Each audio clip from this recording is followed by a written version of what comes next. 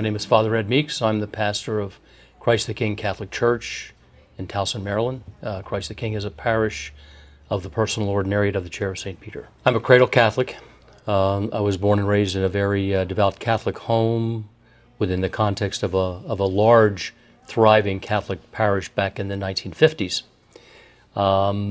Very actively involved in the parish. Those were the days when the parish very often was the center of life for most Catholics. At a very young age, I left home to attend minor seminary because I felt a call to the priesthood. That call was fed and kind of propagated by my experience of relationship with the priests in our parish, who I considered to be very holy men, very manly men who I wanted to be like, wanted to be one of. And so, as I said, I left home at a very young age, entered the minor seminary, spent a total of 8 years studying for the priesthood.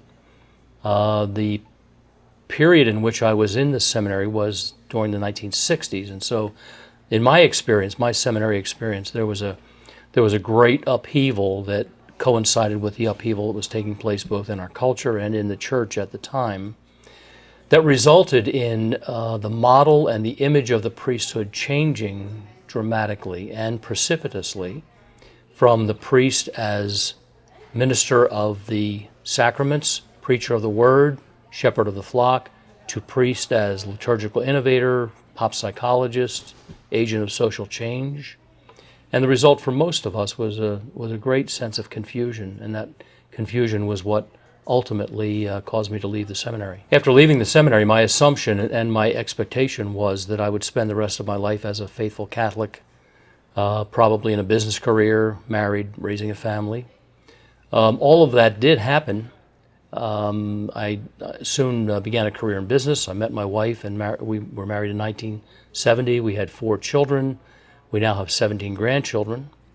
And at a point in time in the late 70s, both my wife and I had a profound conversion experience, what many evangelical Protestants would refer to as a born-again experience. What that precipitated in my life was a deeper sense of a personal relationship with Christ.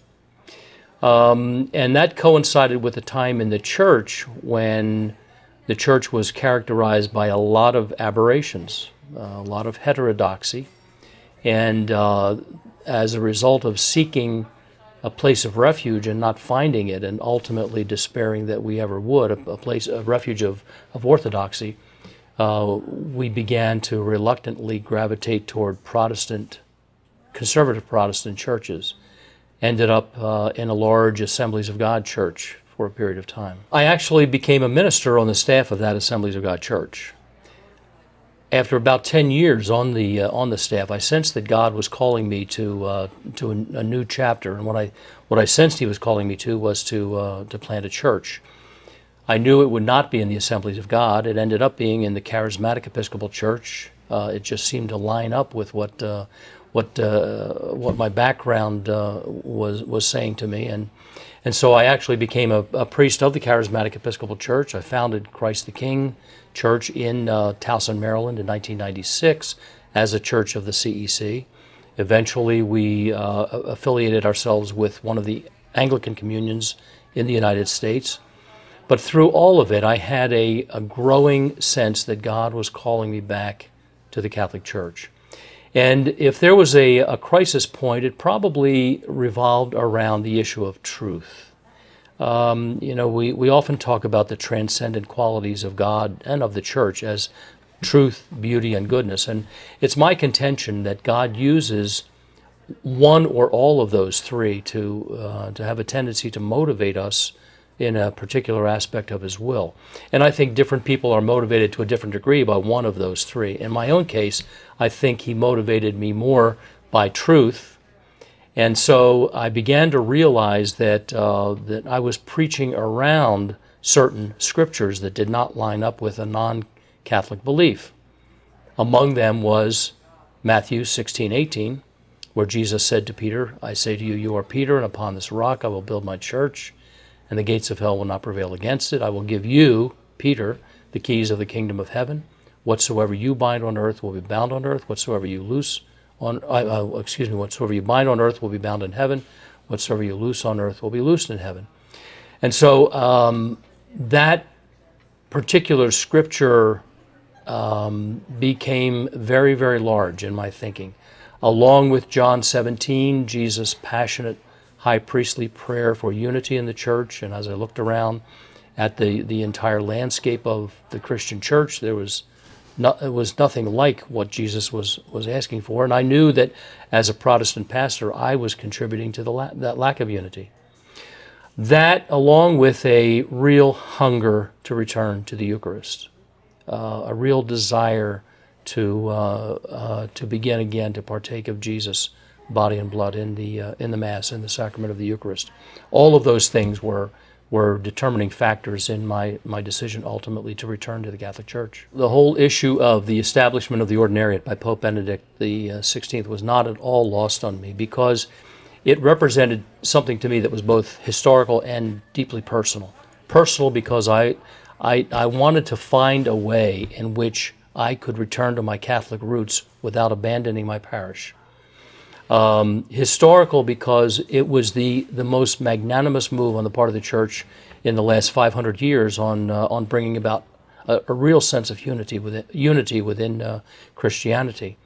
And so I responded immediately. I knew the second that I heard the news about Pope Benedict XVI publishing and promulgating his apostolic constitution, which made provision for entire Anglican parishes, even with married clergy, to come into the church. I knew this was the answer to my prayers, and I knew this was what God was calling me to. The Congregation for the Doctrine of the Faith, which was charged by Pope Benedict with establishing the ordinariates, had put out word around the world that any Anglican or Episcopal clergy who were interested in becoming Catholic priests needed to submit a dossier to the Congregation for the Doctrine of the Faith, which I did.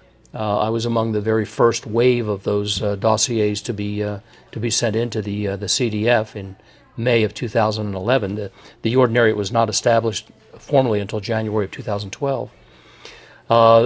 Once that dossier was submitted, it was greeted by 8 months of total silence.